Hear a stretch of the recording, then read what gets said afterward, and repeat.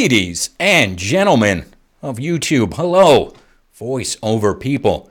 We're back live. Do you believe it?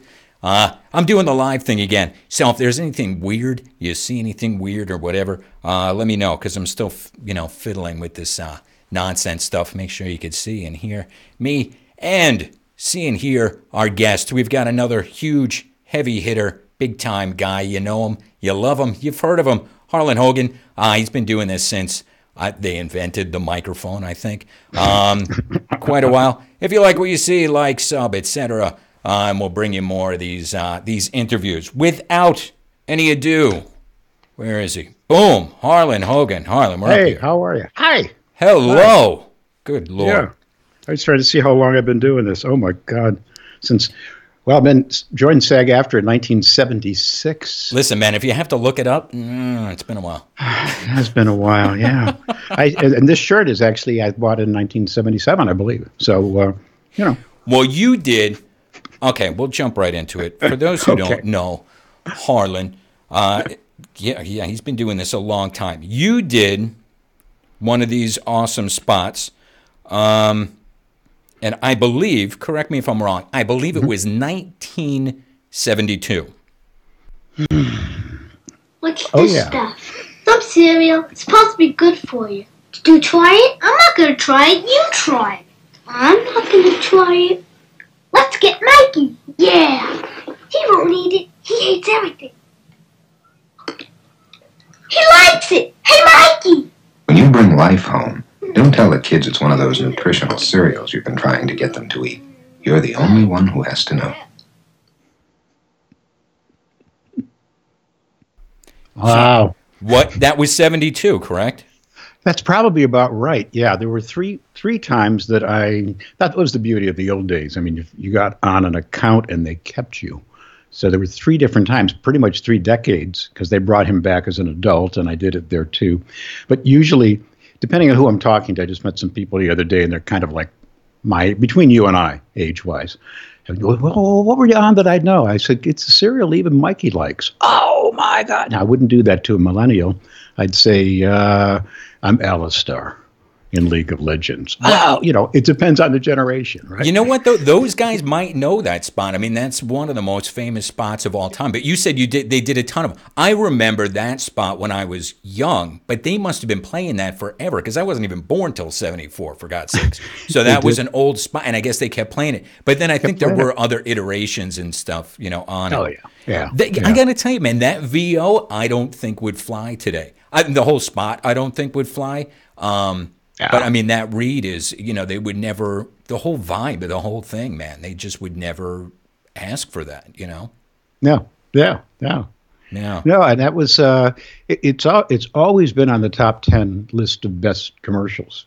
And it just was one of the, I was watching, talking to DC the other day, you just watching him, and you just never know when something you do becomes iconic, accidentally. And it's usually not the thing you thought was really great necessarily, but, Well, half the time it's not even the read that you thought was great. You kind of throw something away and you send it in or whatever, and then boom, it's like some huge thing. We have a friend of ours, actually, not too long ago. She was doing a video game thing, and she didn't even know until Lindsay was like, that's like friggin' huge, man. And she was like, really? I didn't even, I just did the job. And she said, no, that's like go to conventions. It's like a big deal. Yeah. So I didn't know, man. You don't know. I've got something else for you. And I don't know when these started, but they went forever. If they're even still going now, I have no idea. This program was made possible by the Corporation for Public Broadcasting and by contributions to your PBS station from viewers like you. Thank you.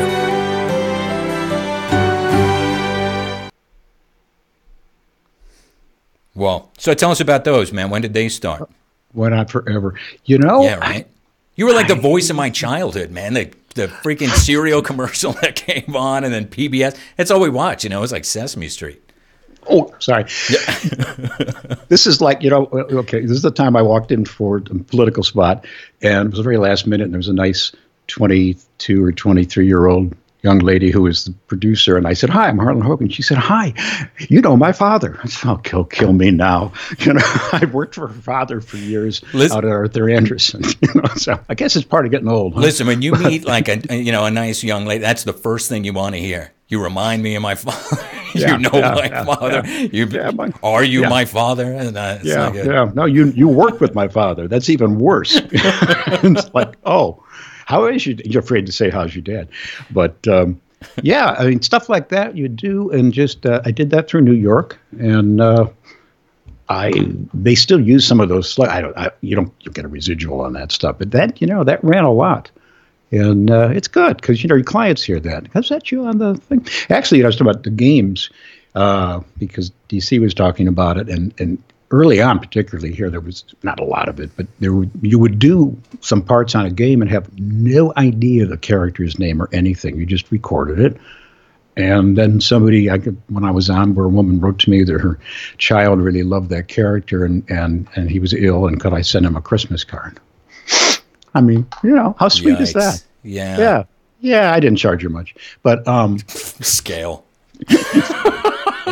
But Alistar, which was on League of Legends, he's a Minotaur, and then basically stood here in the booth and went, and I didn't know anything about it until my son Jamie, who's 38, called me up. He said, "Dad, are you Alistar?" I said, "Who's Alistar?" "League of Legends." "Oh, is that the character's name?" "Yeah." I said, "I knew that was you." I said, "How could you know it was me?" I just growl and I grunt and say about 3 words. "Dad, I'm your son." I've been listening to you growl and grunt for 38 years. All those mornings, get out of bed. Yeah. Well, hey, listen, people make a good living doing animal sounds and all that other kind of nonsense. Yeah. How did you land these? How did you land PBS? And was this stuff through an agent? This was before I was even around, so I had to even get it. The life thing and all that. Yeah, that was a New York agent, who's still my agent in New York, Chaz at Access, and said, "Hey, I got some PBS stuff for you." It wasn't even an audition. And knocked out 3 or 4 of those, brought to you by the corporation. Thank you, blah, blah, blah, blah, blah. And I've done some other PBS stuff that's been nice, longer. There's a thing called, it comes out every Christmas, they run Fanny Farmer. And she was the first cookbook in America back in Boston at the turn of the century, and it's all about, they recreate this Victorian dinner. It's really quite fascinating, but that's fun to every year that comes on and somebody says, "Hey, I heard you on the Fanny Farmer thing." That long form stuff on TV is nice. Yeah. Hold on a sec. I have one more clip, and then I don't have to show any more clips. This is what you've been up to lately.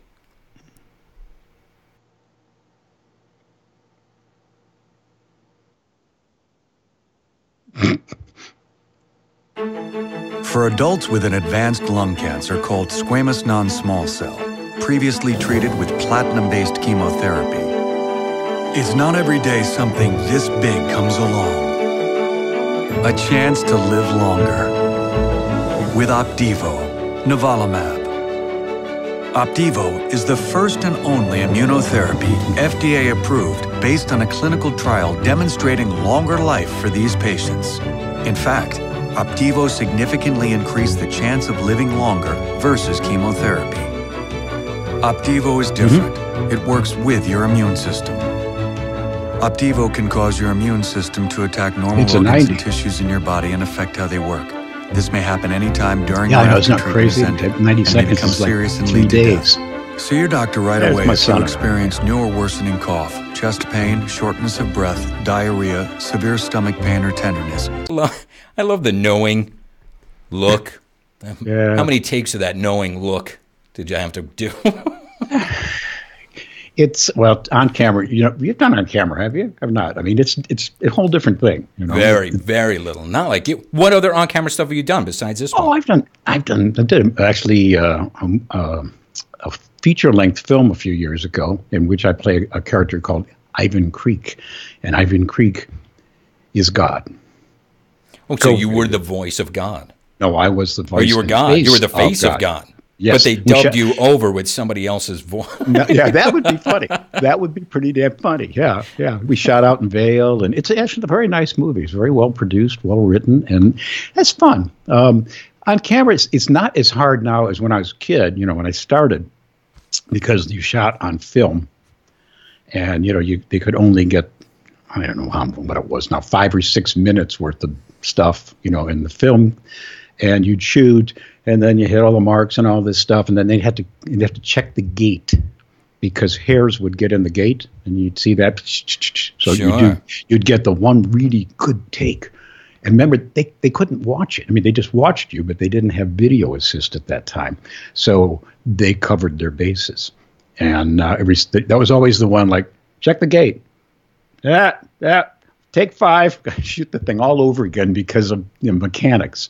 And there was a movie called Four Friends, and I actually still get a residual for that, and a TV show that they shot here called Early Edition that I just got $1.75 the other day. And I mean, people say art doesn't pay, but they're wrong. They're wrong. So $1.75. Listen, I'm serious. Don't spend That's it all after in one taxes. place. Yeah, exactly. It costs more to cash it. but you do get paid. And I like a little on camera. Do a little theater once in a while. Did a play a few years ago because I just hadn't done one in like 25 years. And I wanted to see if I could still memorize lines. It was terrifying. But I could. I did. Because, we're so spoiled. You pick up a piece of paper, you read it, you leave. That's what I was going to say. I mean, you have it in front of you all day. You don't even read it beforehand, I don't even nobody practices anymore. You just grab it, you do a cold read, and then that's... Yeah, they like it. They don't. They direct you. You're done. The Opdivo thing, that was interesting because that was big, 10 people. A big shoot, very professional people. We didn't know what it was for. We knew it was a drug, and they'd said that they didn't want to tip it because it's one of the first immunoassay drugs to come to the market to fight cancer, and they didn't want anybody to know about it. So they made up a name. And, of course, you don't see any of that. You look up at the building, and there's nothing. Like, okay, guys, that 4th floor up, 3rd window in, there's a sign. It says something really good. That's your motivation. Like, okay. But I find those things fun to do. And it was, a spot like that pays pretty well. But getting on camera is, it's 99.9%. Do you look like the character they want? It's really, voice to me it's just more fun, it's more interesting, and then there's more latitude. You don't have to look what you sound like. In fact, it's best if you don't. Usually, they don't want to see you. But I like all of it. This is my dream. This is fun. I mean, like we were saying, that big spot, the live thing was 72, and you still like it. It's still fun. See, I'm way past this being fun. Like I don't even like it anymore. I have no fun. I don't enjoy. I hate voiceover actors and No, I'm just. Have you tried a job? This would get. Yeah. I did. I failed at a whole bunch of jobs. So I do some work for a couple of corporations. I do some speech coaching, which you don't even know about that, and. They're just people I've worked for over the years. I don't look for new business there, but I really do enjoy it. It's directing, really. It's on your feet, working with people, getting them to look at the script and understand, what is this about? Well, it's the financials. No. What do the financials mean? It's like you do with a play, And I have them do a table reading, and it's very rewarding financially and time. But every time I walk out, and one of the big clients is called Growmark. They're down in Bloomington. I do about 4 days with them. I walk out, and I think, I love those people. They're really smart. We made some progress. I'm the luckiest guy in the world. I don't have to stand in a conference room more than 4 days a year, with the fluorescent lighting and eat in the cafeteria. So this is a pretty good gig. Yeah. As far as I'm concerned.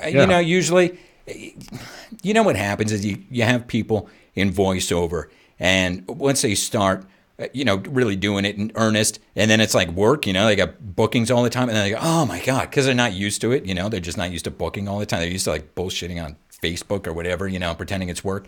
And then you hear the first complaints, like, oh man, I'm like booked back to bed, my throat hurts and I'm thirsty and whatever. And you're just like, wait for it, wait. And then, until that's done. And then it slows down and it's like, like what? What happened? What happened? Yeah, when it was busy, I know. And the humble brag, I saw a humble brag a while back. This was just crap. I don't know the woman at all. I just happened to see it because I'm not really a Facebook person, but I saw this one. And she said, oh, my goodness, this morning, the ISDN rang, and it was a client in Germany, and it was 4:00, and they wanted me to record. I had no time to even warm up. I'm thinking, honey, get a life. You are the second luckiest person on the face of the earth. Who gives a shit? Get up, read it, go back to bed. Yeah. What? Well, you know what? Up. Once there's a slow time or two, that usually knocks it out of people, and then there's no complaints anymore. I've been saying for years and years, and busy is good in this business. Yeah. If you're busy, be happy. There's plenty of people that aren't busy, and man, like you said, you're blessed. It beats digging ditches, man. I didn't do any research or anything. I've known you for like a million years, so I didn't really have to. And it's been a long time, man. Okay, so. But I want to talk about your stuff. And this isn't like a pluggy thing. I've talked about your stuff on this channel before too. And again, it's not a plug. It's not because I've known him. It's just like if you're in the voiceover industry, you know him and you know his stuff. But since you've been doing it forever, you've written books. Tell us about that process, how that works. Yeah, I've written 4 books, several plays, lots of industrial scripts, lots of commercial scripts too, and.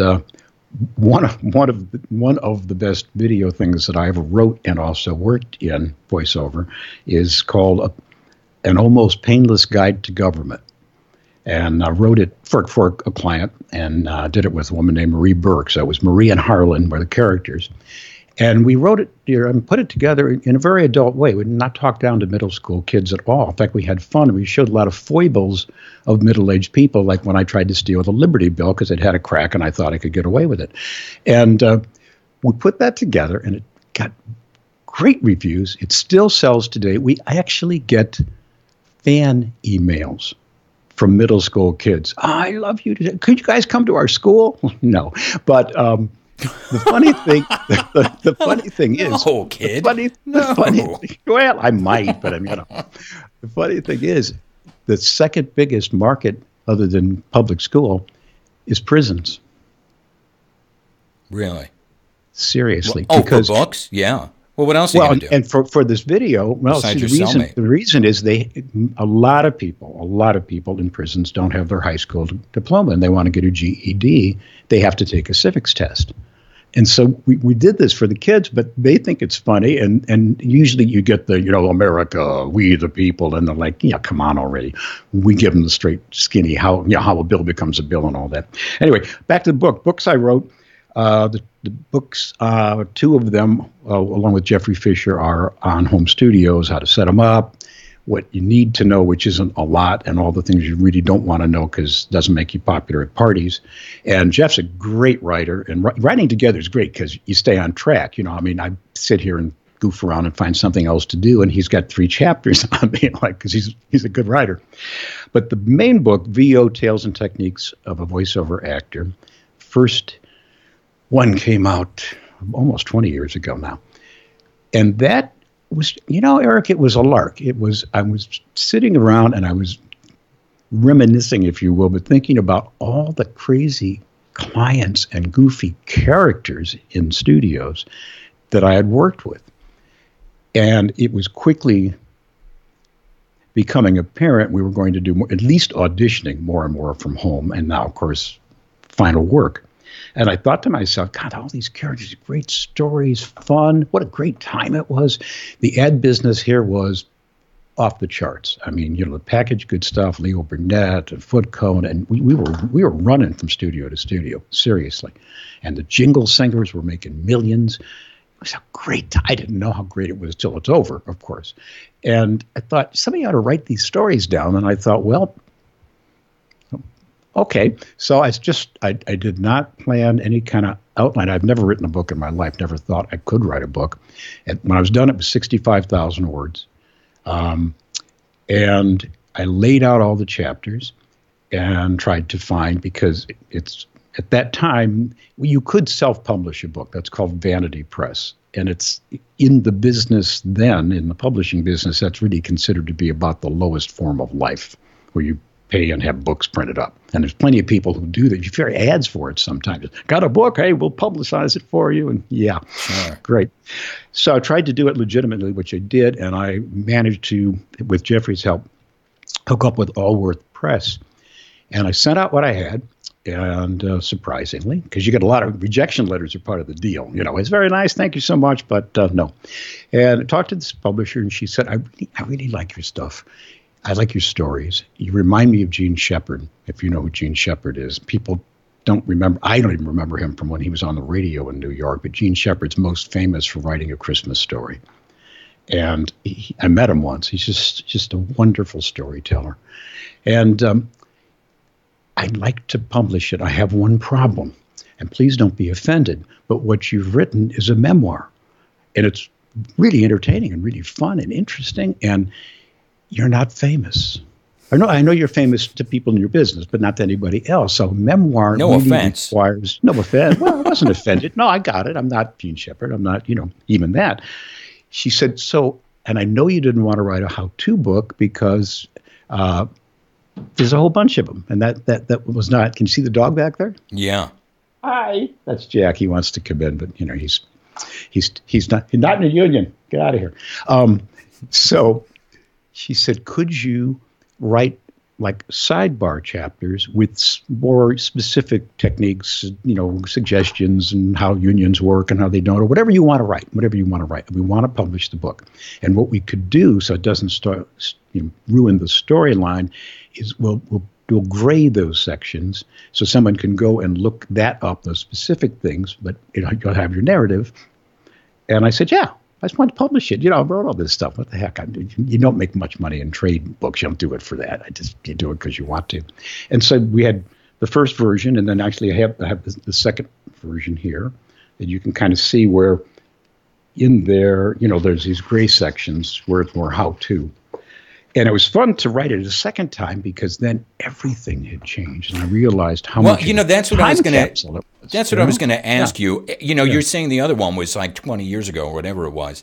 Is any of that stuff, especially if it's home studio stuff? I mean, is any of that stuff even relevant anymore, or does it have to be complete? I'm talking to you right now, and I think it sounds pretty good considering it's streaming live. I've got a 416.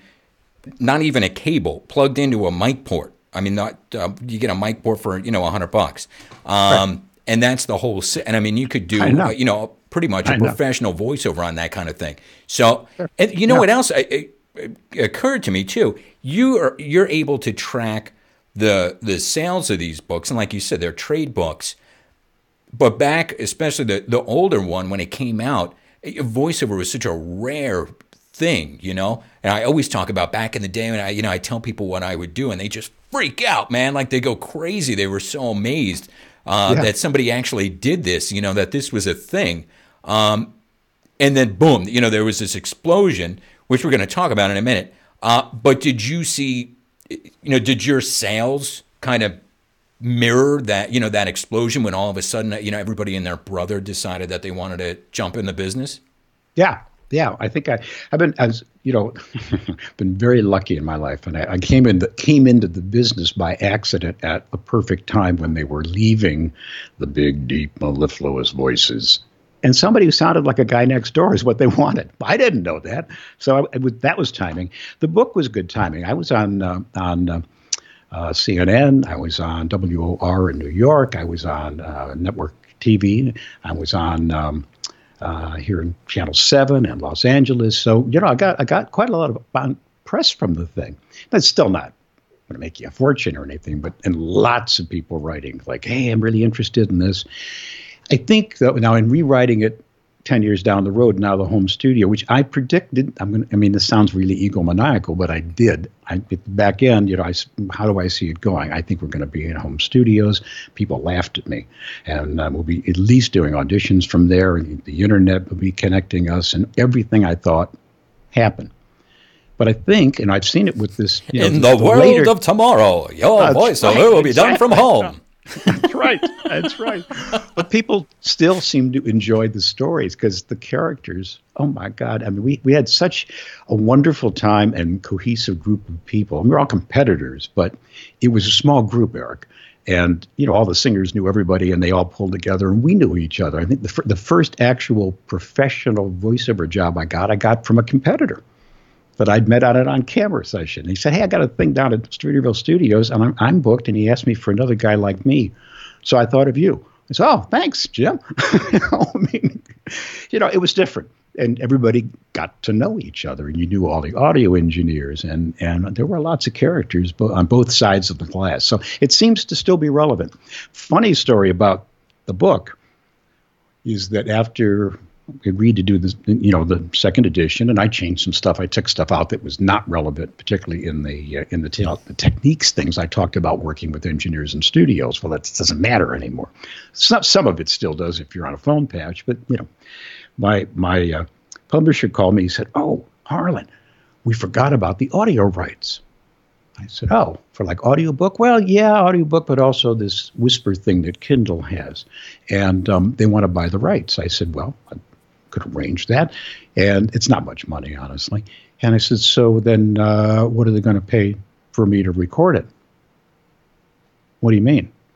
I said, "The book is first person. You're going to hire a non-union female to narrate it? What are you talking about?" "Oh, well, let me check." Gets back. They don't use the author. I said, "Then they can't have the rights. I'll do it. I never have time." I keep saying the author's a voiceover person. It's a voiceover. I know. Thank you, Eric, but you're not a publisher. It's Amazon. It's Audible. It's that's our rule. I said, "Well, then they can't have them because and I do keep meaning to do it, but it's like 10 hours of recording." And so finally came back and said, "Okay, yep, they agree. I think it's $700 and you split it." And I said, "So, okay, well, that's the rights, but, the going rate to narrate a book is X, so much per half hour finish time, blah, blah, blah." Sure. "Oh, well, let me check." "Oh, no, they won't pay that." I said, "Okay, it's been great talking to you, Tad. Bye." Isn't that crazy?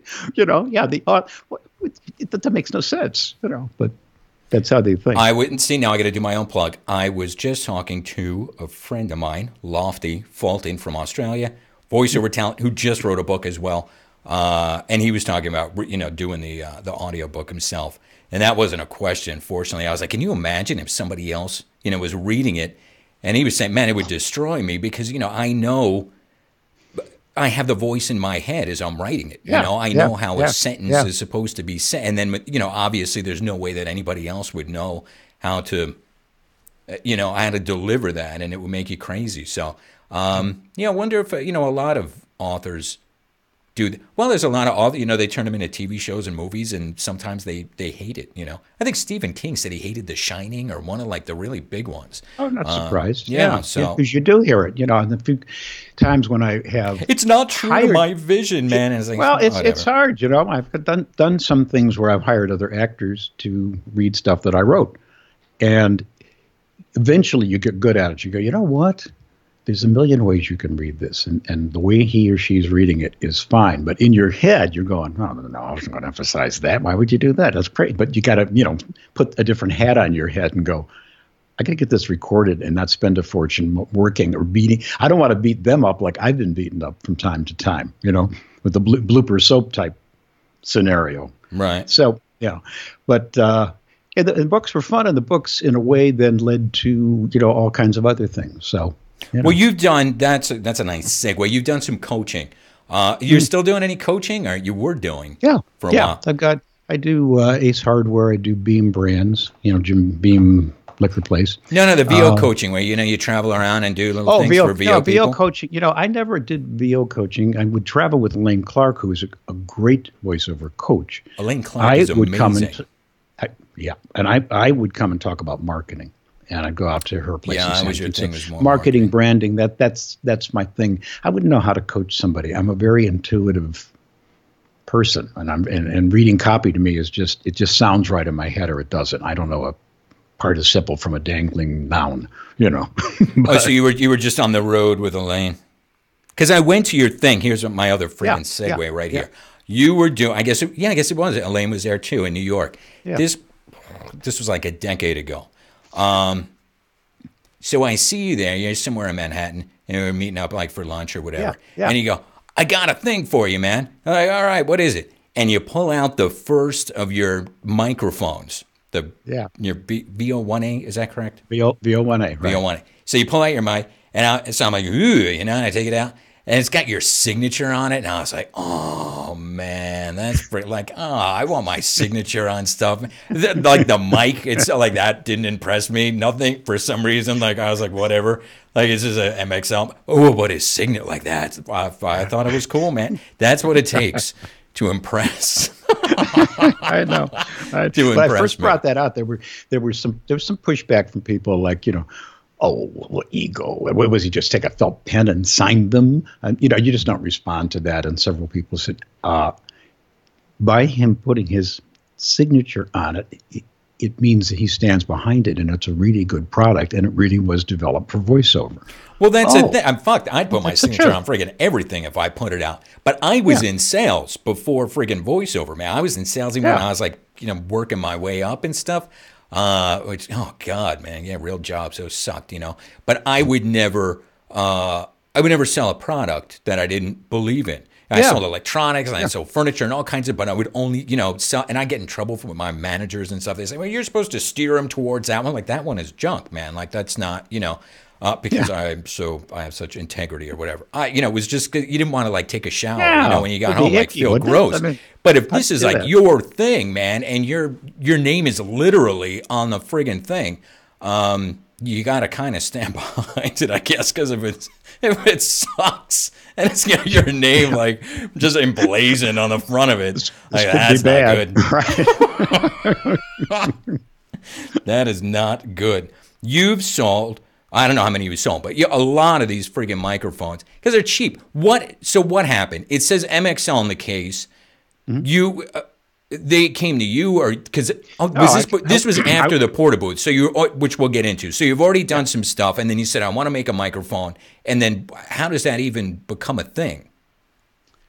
Well, first of all, that's the after. How do I get an agent? The next question is, what microphone should I buy?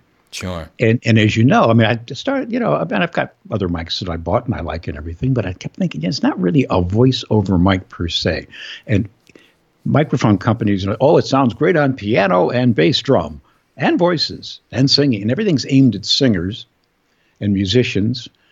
And I thought, I've got a couple ideas. I want to soften, I don't get too technical because I'm not, but I'm going to soften the polar pattern so we have less proximity effect. It'd be much kinder to a female voice and people with any kind of sibilance. I want, even though it's a Chinese mic, and I'd had some MXL mics when they first started, and they were fairly cheap and not special.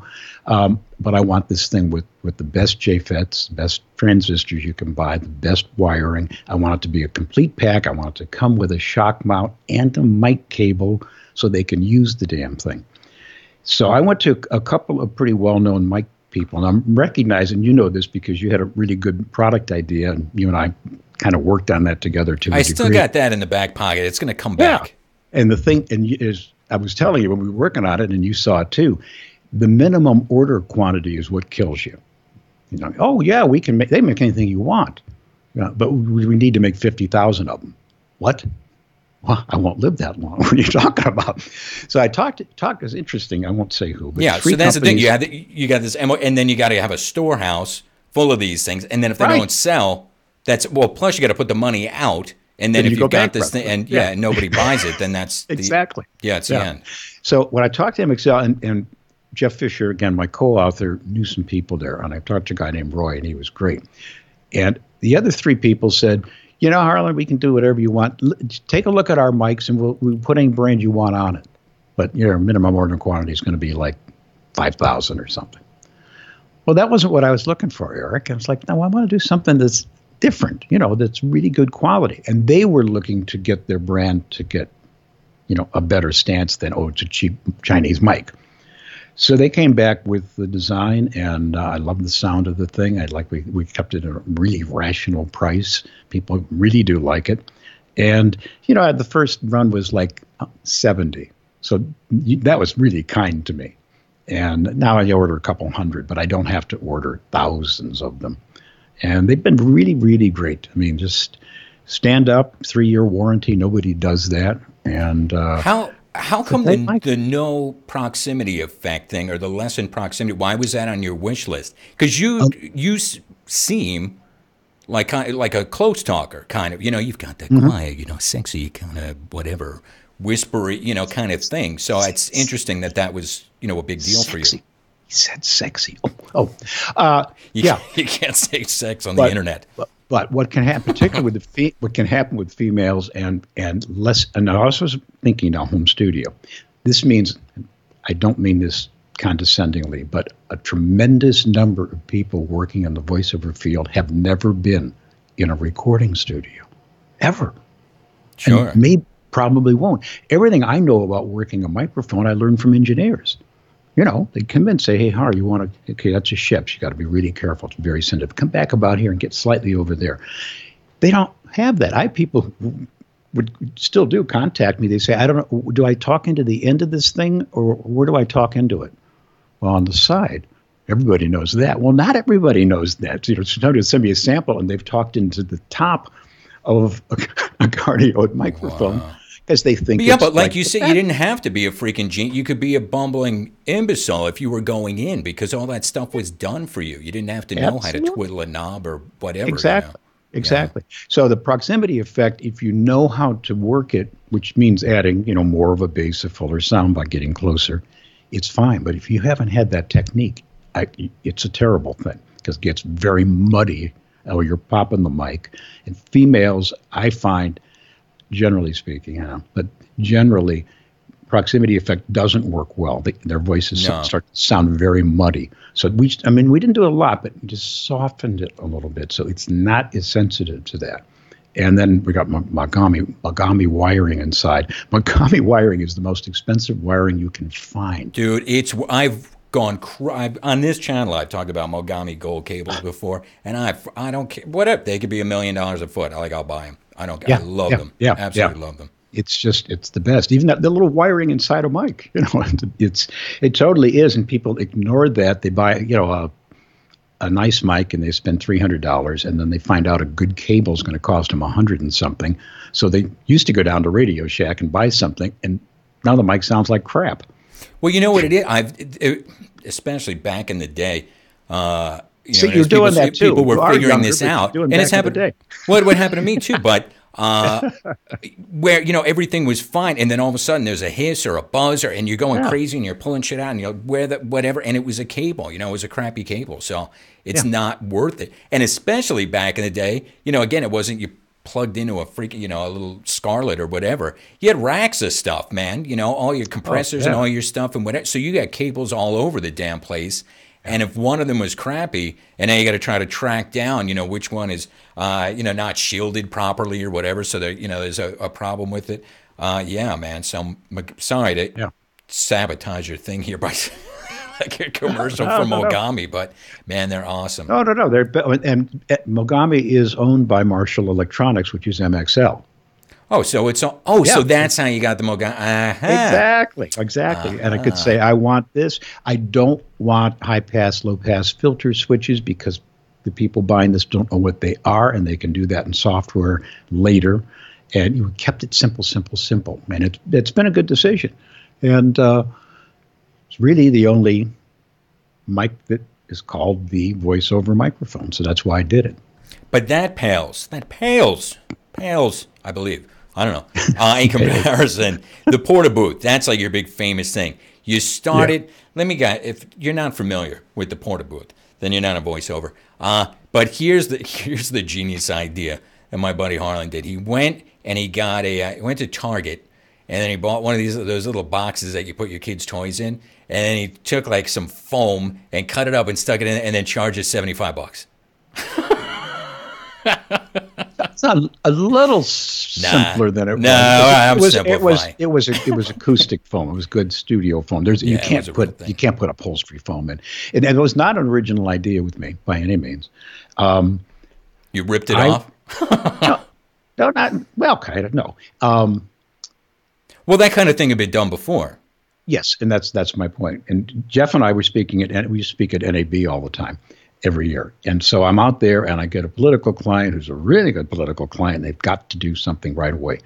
Shit. So I'm thinking, I got to start bringing gear along. I got to do something. I had a mic, but it was, they're comparing with this, full-born human-sized booth. So I get in a cab. It's 45 minutes to the recording studio near Vegas. And it's like $400 an hour or portions thereof. No break for talent, which, well, fine. And then, 45 minutes back and all this. And so I mentioned it to Jeff. I said, I've made pillow forts, and that you're aware of the Wynn, where the Wynn is all glass. I mean, there's no good place. He said, oh, you ought to do what my friend Douglas Spotted Eagle does. Who, if you know Douglas or not, I know who he is, but he's an acoustic guitar guy and great singer. And I said, what's that? He said, oh, he made this box, this sound box. I'll send you a video. So what had happened is Douglas was on location. They were shooting something. He had to do some tracks, and it was just way too noisy in the hotel room. There wasn't any place to go. He grabbed some foam core, which is smart because foam core can breathe. It's diaphragmatic. It's not a hard surface. Had some Oralex foam around, cut it up, threw it in this thing, put the mic in, and played and went, oh, crap, this sounds great, because the mic is, it hears from the front and it hears around, and it's hearing an acoustically correct location. So that's cool. And so that's when I started playing around. I was haunting the Container Store and going to Target, and I found these things, and I made some up. But you were, if I remember, you were basically giving it away. You were telling people, listen, you could get this piece and this part and put them together and make your thing. And they're like, I don't want to do things. Yeah. Can you just do it for me and I'll pay you? Okay. I taught people how, what the template was. I just wrote a thing on the internet. I had no desire. And I said, here's how you can record on the road on the cheap. And shared that knowledge. Why not? And how to cut foam. Because there's a technique to cutting foam. You can buy a $150, $200 foam cutter that upholstery people use, or you can go to Walgreens right now and buy a set of electric carving knives. I have one of those. We've used it for fun. I might have learned that from you, man. I don't know. We've had it for a while. Actually, I think it's in the kitchen. I think we bought it for foam, and now it's.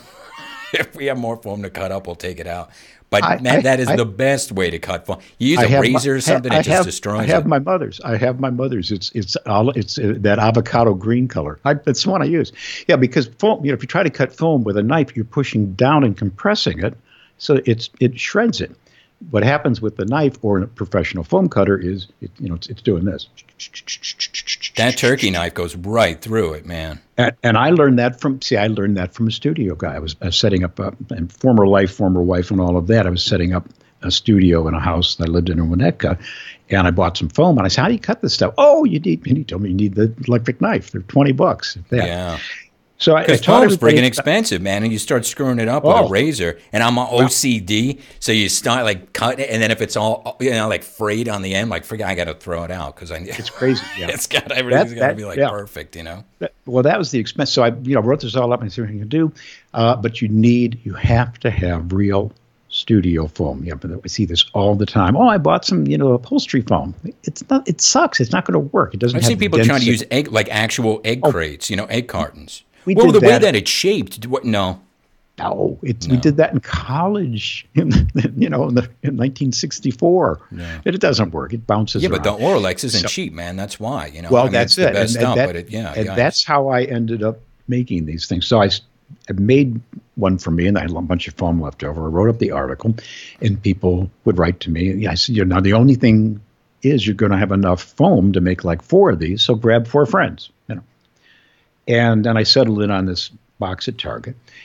And I kept getting people asking me if they could buy one. They didn't want to make one. And after about 20 of them, I thought, maybe I ought to try it. So I had some little emblems made. I bought. Well, that was it. You already had a business, man. You fell right into it. Yeah, I fell right. Exactly. I made them up. The first 10 I made sold in a day. And this is you just going out on the street basically and buying this stuff at the wherever? Yeah, I was buying Target, those booths, not even wholesale, because I was going to make 10 of them. You bought 2 for $8, and then foam and instructions, put a little emblem on them so I didn't look, too homemade, and just found myself with a business. But here's a minimum order quantity story. So I didn't really like the blue box, the original. I didn't like the color of it particularly. So I did become a dealer for that from a company called Whitmore and set up a little account, and I could buy, at wholesale. And I got to know the woman well. And I said, hey, is there any way you could make this in black? Look, a little more like we'd have in a studio. Well, absolutely, Harlan, we can do that. Let me look here. Yeah, in black, yeah, that'll add about, 22 cents. Oh, done. All right, let me get some in black. Well, okay, yeah. Now, the thing is, in order to do a custom color, you need to buy a container full. Now, bigger than a bread box, small. Define container. Exactly. See, this is why we get along well, because I'm thinking, and a container would be how big? I'm thinking surely they're not talking about a whole big container on a tanker or something. I said, well, now how big? Well, they fold flat. There's 2 in a package, and they fold flat. No, it's a container, coming from China. How many would that be? 60,000. Well, even at $4 a piece, I'm a dead man here. This is not going to fly. I mean, what? I still have them here.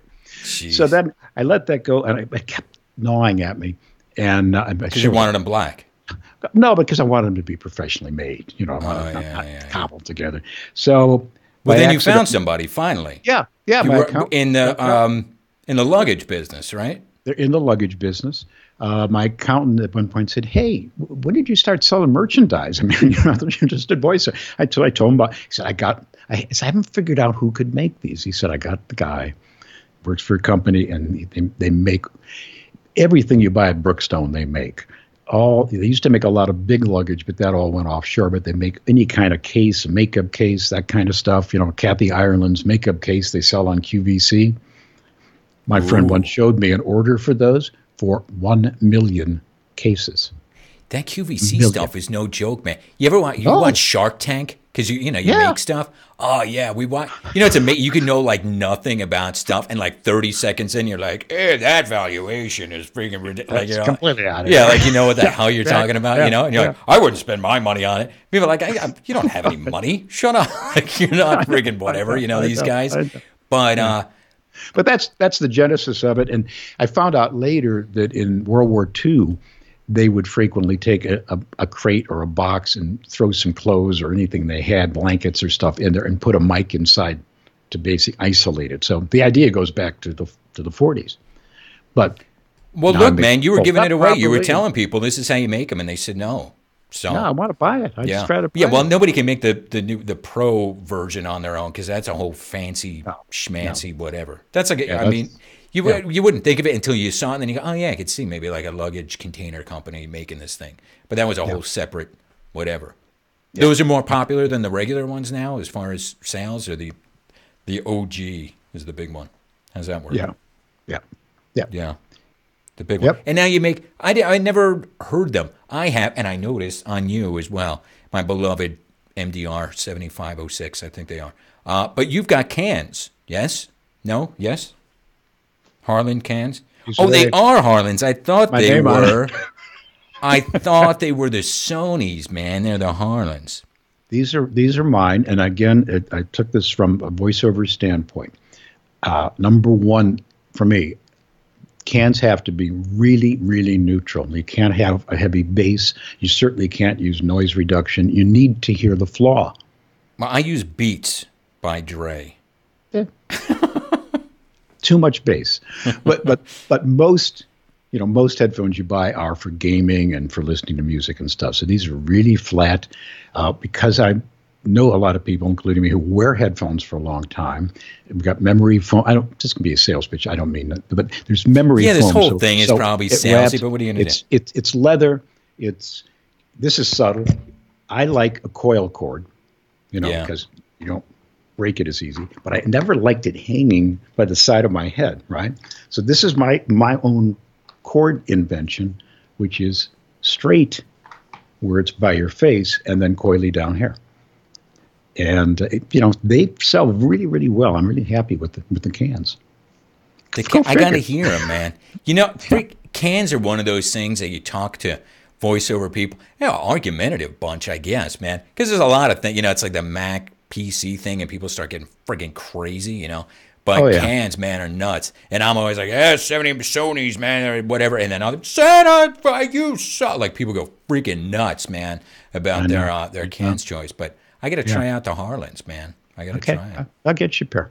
Yeah, like I said, man, I gotta branch out. I'm a guy, like, usually once I find, and seriously, like, it doesn't take anything for me to buy new gear. Like, I need a thing. Okay, I gotta buy it because write off, like, I play music too, so I'm always buying that crap. But a lot of stuff, the microphone, I've got yours, obviously, you gave me back in the beginning. We got 100 microphones. But it's, in the booth, is a 416, there's a 103, it's always like the tried and true stuff. If it ain't broke, don't fix it. The Sonys, I love them. And it's like, if I like it, I stick with it. But every once in a while, you get something new, But again, this comes down to what you're saying. Who's going into the damn studio to use something new? Who's going into, I use this mic at the thing, or I use the mic over there. The folks that are outside of L.A., in New York, they're not having that experience. They have the mic in their room, and then maybe they go to, a friend's house that's in voiceover, and they try theirs. But, that's it. So, but your stuff is cheap, so that's probably why everybody bought, not, inexpensive, you know what I mean? Yeah, it is reasonable. And I've always said, look, mics sound different on different people. I mean, that's the truth. So try it. If you don't like it, no questions asked. Send it back. Not a big. I don't want you to buy it if it doesn't sound good on you. And well, that's the thing, worked well for me. But no other manufacturer will let you try them, which is outrageous. And they claim, well, that's for hygienic reasons. In New York City, you lick the mic. Well, listen, you don't know what these runs have been. B&H has a place. Don't touch it. Yeah, B&H, man. Yeah. First, if you haven't been to B&H, it's like freaking Mecca for voiceover people. It's amazing. And they have, speaking of freaking Mecca religion, it's run by like Orthodox or something Jews twice. I've been like, we had a whole plan, like a day planned, He's like, we're going to go and we're going to hang out at B&H all day and whatever. But it was Saturday and they're freaking closed on Saturday. And like idiots. They're closed Saturday, right. So I did it once and you would think you wouldn't do it again. No, I did it again, like a Alzheimer's patient and whatever, like totally forgot, like, wait a minute, Saturday again, they're closed on Saturday, man. But anyway, you go in, there's the mic room in there. It's just every rows and rows of them on the wall. This big giant sound room. And then they run it through the same pre, so that it's clean. It's good. That is good too. Right. And then a guy comes in with you, and you just tell him, this one, and the guy just sits there, and he's got his switchboard, and he switches between 1 and 4,000. All the mics that are in there. And man, I haven't been there in years because we moved out of New York. But man, that place. The other one on the West Coast, the Don LaFontaine studio at Screen Actors Guild has quite a few mics. Not like B&H, but and there it's very neutral, of course, because they're not selling anything. And I understand you can go in there and not be a member, and I could be wrong on that because I asked about that one time, and they said no, you could. We're welcome to have people come in. I've never been. I heard at some point you couldn't. I don't know what the story is there, man. Yeah. I don't know. I've never been. I've got to go. I'm a Don fan. I have Don LaFontaine tattooed on my leg, for God's sakes. Do you really? I do. Yeah, I do. Yeah, I put it on the internet. I got it like a decade. I don't even know. However, and then his family was like kind of like freaked out. It was like, oh yeah, that guy has got freaking Don on his leg. I got a couple voiceover tattoos, man. I don't. If you like voiceover and you like tattoos, and at some point, it's perfect. They're gonna go together, man. It's you. Well, I gotta be me. I gotta be me. So, where am I? Normally, at this point, the plan was anyway to tell the guest to plug away, but this whole thing has been a damn plug for your for your books. You brought it up. I did not bring it up. Well, you know what it is. Of this stuff, I know. And I don't want people. You just say he had his buddy on, his shill his shit. It's not that. Listen, man. It's part of what he does. It's a big part of what he does, and it's a big part of I think why some of our audience know you. Which what a journey! Like that's weird. You do all this voiceover stuff, and then you're like the guy with the phone box. I know. Yeah. It's so funny. Is that for many years, other than when I first started and quit my job, my last job I was failing at before they could fire me, and that's the truth. And I thought, my wife was working. We didn't have kids or anything, and this is going to be, it kind of laid out some financial goals and realistic goals because I knew I'm still doing. I was doing a lot of theater then.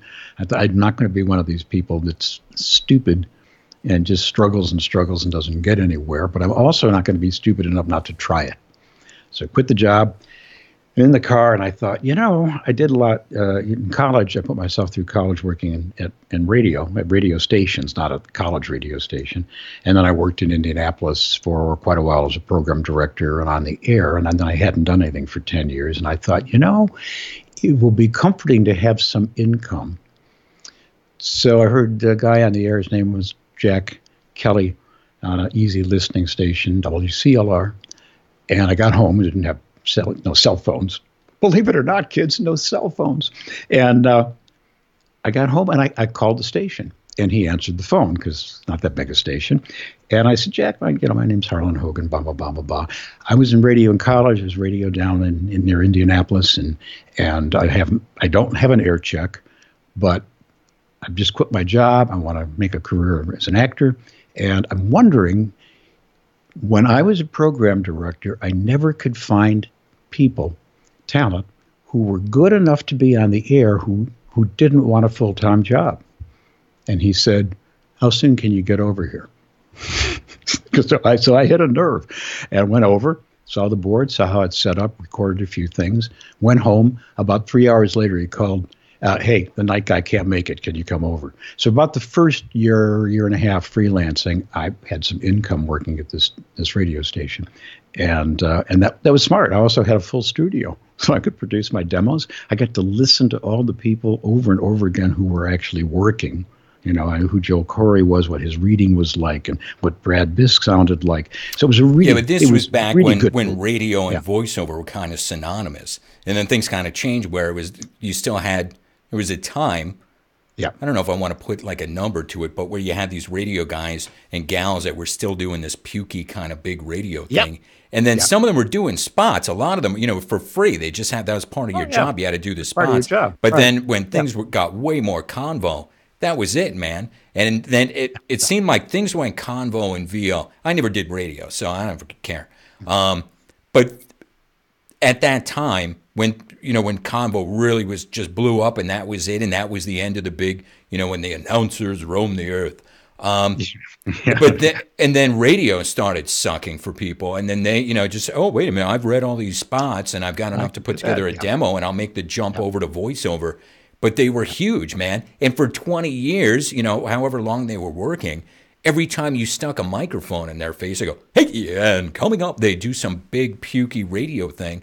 Yep. And they couldn't stop doing it. That was it, man. They couldn't turn it off, That's right. No, it's true. And it's very hard. Like Jack Kelly had a beautiful voice, but he couldn't fathom taking direction from anyone. And that's the problem with broadcasting. And broadcasting by nature is talking to a bunch of people versus voiceover, which is talking to one person. I worked under two different names, by the way, Eric, at the time, because I didn't want to get, you're absolutely right. You could get tarred with the brush of, oh, he's a radio guy. And I usually worked like midnight to 5, so nobody would listen to the damn station. What was your radio voice? Were you like the animated guy? Or you no, I just talk like this. It was easy listening. It was WCLR, it's 52 degrees and play some music. That was it. For your retirement pleasure. Yeah, exactly. but you were right about that. I mean, he really didn't want anybody to know any of that, so I had a different name. But it was a good idea because it made it, got a little money coming in. And so then I got into the business at the perfect time without knowing it, got a body of work, which begat more work. And so here we are 40 plus years later, and this occurred to me one day that all those years I never really had to have what you would consider a day job. Usually people would work in retail or bartending or something that they did to make a living, and then they did theater at night, or they did, acting in the daytime or whatever they did, or there's a lot of corporate stuff here we did too. And I thought, gee, I got through 40 years. I never had to work retail. Now I have my own store. What the hell? What the hell was I thinking? It's like, what?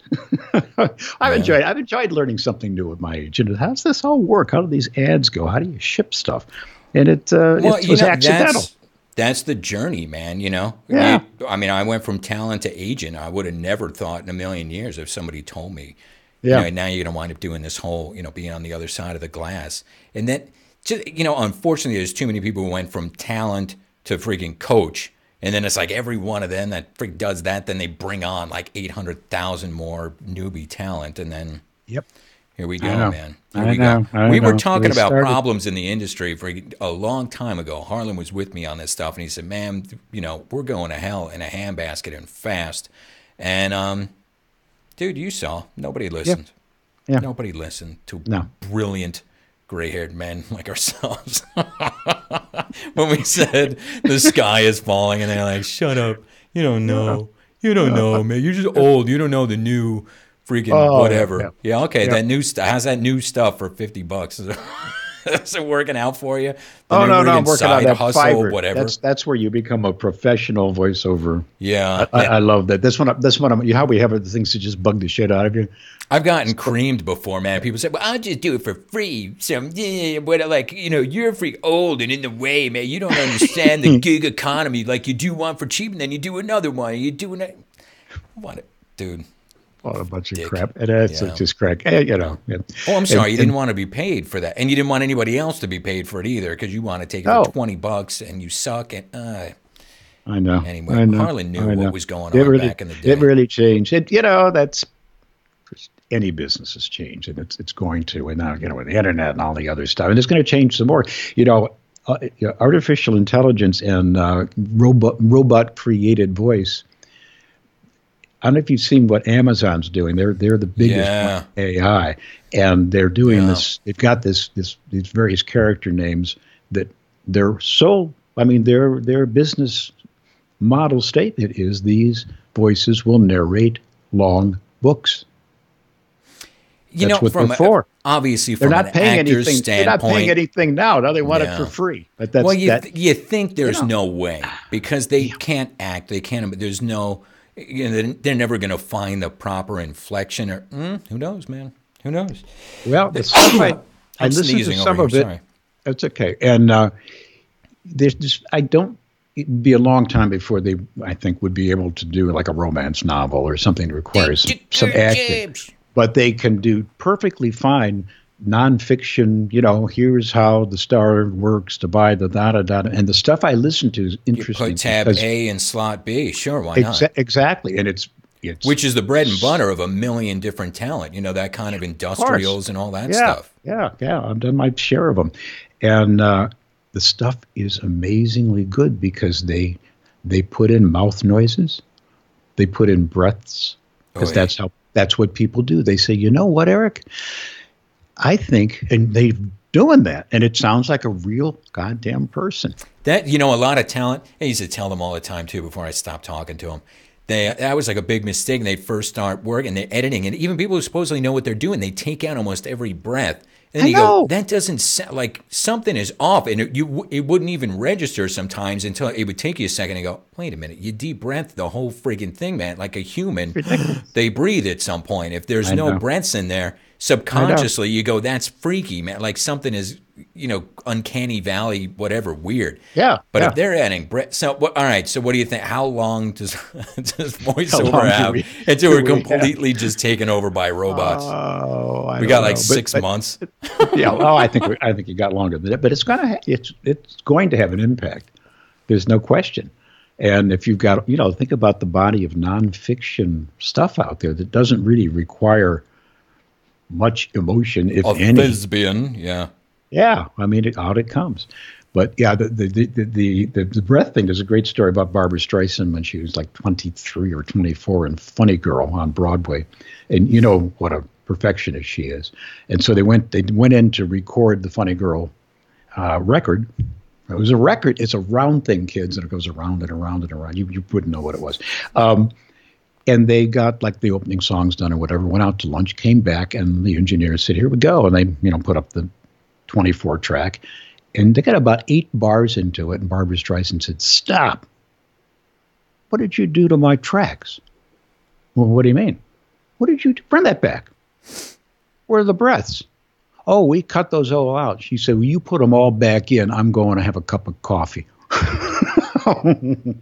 Yeah. But breaths and pauses is what makes humans human. we don't just rattle 100 miles an hour. I mean, so it'll be interesting to see. There's definitely going to be some changes there. That was the pause right there, man. Mm-hmm. There. Hold on. We got a guy. He wants to see your mic. Do you have one around? Oh, you know what? I do. Hang on one sec. Well, don't leave. We're on freaking television, for Christ's sake. God damn. The guy just walks off. Do you believe? I don't think he knows how this works, man. He's getting... Oh, there he is. This is just the mic without, comes with a case and a shock mount and all of that kind of. Can you see that? Okay. Yeah. Oh, yeah. Lovely. All right. That's enough plugging. Yeah, enough with the plugging. Yes. That's enough in general. I'm out of here because I gotta eat dinner, man. I'm hungry. My wife's waiting downstairs. We're in the same time, I think. Yeah. Yeah. Central. Yeah. It's freaking. It's you like Austin? She's got. Oh, I love Austin, man. It's a bet. She's got me on. That's why I'm not in any freaking rush to go eat dinner. She's got us on this Whole30 thing. It's like 30 days of just like freaking no sugar or cheese or bread or like anything good.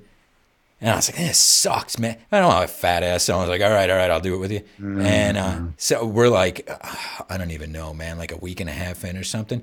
But the first week, man, I lost like 6 pounds.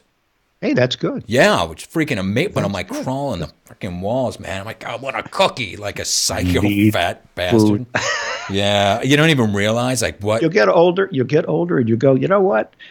I don't care that much anymore. No, I'm not getting laid. Who cares, man? It's just like, yeah, like who are you trying to impress? Feed me, man. And I was never like a foodie guy or anything. But then, you get older and you're like, you want to sit on the couch with freaking cookies and whatever junk. Awful. You know what it was too? I got, because I'm in the South now, Texas, and I got hooked on freaking iced tea. And so I freaking drank this. Not like the sweet tea stuff was like hummingbird food. It's insane. But I brew my own. But it's got a little like natural sugar in it. And I said, I'll cut out that too because I like it with the sugar. And so it was like out of nowhere, man. I was like, no like sweets and no freaking cheese and no caffeine and whatever. And I had like a pounding headache. And man, like you don't realize like you're addicted to all this stuff, man. Yeah. But how about alcohol? Can you have alcohol? No, you can't have it. I haven't had, and I'm like, most people know. I mean, I am a massive alcoholic, semi-functioning, semi-literate alcoholic. The alcohol turns into sugar. So. Yeah, that's it. But I went I was on Accutane just recently. It's like for adult skin suckage. And you can't drink on that at all, or else like you just die, like your liver like explodes. And I just came off of that, so I was on it for like 8 months. It was horrible, just horrible, like dries you out from the inside. And it's all like crackly lips and like you wake up and you can't even open your eyes because you got no like juice left in you anymore. It's awful. But you couldn't drink on that either. And then I got off of that stuff, and I was like, hey, I'm free like champagne, baby. And then my wife was like, guess what? We're doing this. God damn it. So, no. But no fun. You guys, no fun. This crowd might not know Dean Martin.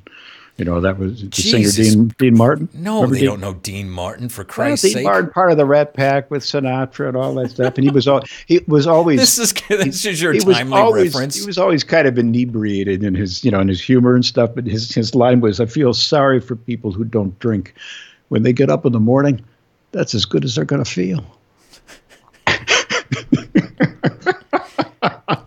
Ladies and gentlemen, Harlan freaking Hogan, my God, referencing the goddamn Rat Pack from 62. Thanks for keeping us. Do your research. Listen, thanks for making sure we're really hitting that demographic on the internet.